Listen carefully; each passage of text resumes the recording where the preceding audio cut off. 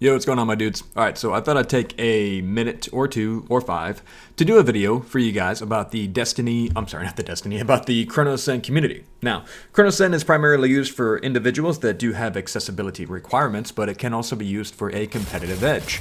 What I want to go through with you guys today is a little different. I want to go through what the community forums and some of the help posts actually look like and identify how you should be cooperating with these individuals who are doing the game packs and the scripts and things of that nature. So without further ado, let's go ahead and get right into the video. Love you guys. Thank you so much. Remember to keep it zen out there. All right, so check it out, guys. When you get introduced into the Cronus Zen community, one of the main things that you're going to have is a bunch of Readme type of stuff. And I wanted to go over this with you because this is incredibly important. They do get asked a lot of technical questions. So the guys that run the Zen and the Discord and all the channels and stuff, they've done a lot of work into making this more and more user-friendly. But they do want you guys to read through these things so that they don't get the same question 100 times over so they can continue working on scripts and game packs. So there is not like 150 to 200 guys working on this. It's just a handful. And they're trying to do their best to keep up with everything. So I thought this would be a good time for us to kind of review together the README section with community guidelines and just kind of go over this type of stuff so that you guys can see what it is they expect of their community. So right here, beta Cronus Max in the Readme Community Guidelines section. They just posted this. They've been around since 2013, and they do have a community of over 400,000 members. It's pretty cool. Here's the guidelines down here. Now, what I want you to take from this, these guidelines, they're basically rules of conduct, and they are strictly enforced. So they do want you to be more familiar with what's going on so that you don't post somewhere and get a strike or a slap on the wrist and they ban you from the Discord or whatever. Not that big a deal because you got a dum-dum like me helping you out, but at the same time, let's not make anybody unnecessarily upset, right? So, first thing they say is please read the instructions. Sounds really obvious, but you'd be surprised how many questions I actually get as well as what they actually get.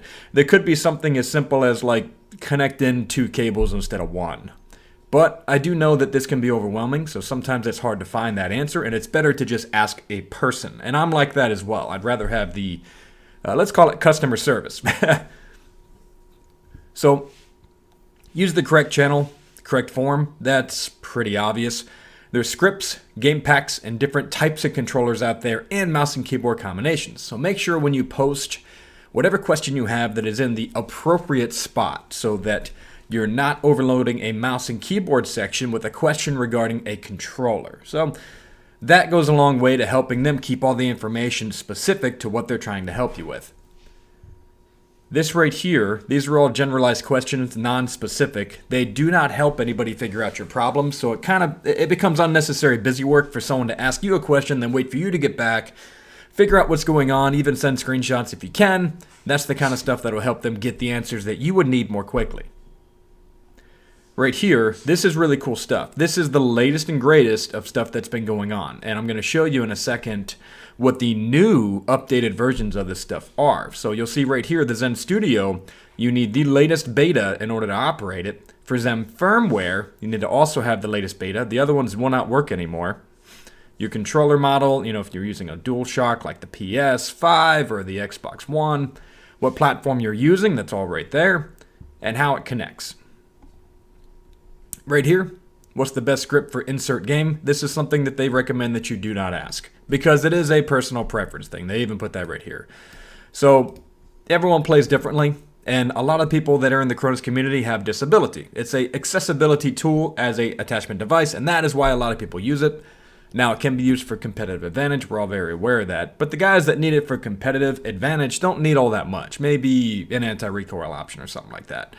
So right there, go ahead and take a look at that and take that into your brain so that you guys know that it's not coming down to what's best and what's worst. It is preference, and you do have to learn the device for yourself so that you then know what works for you and what doesn't.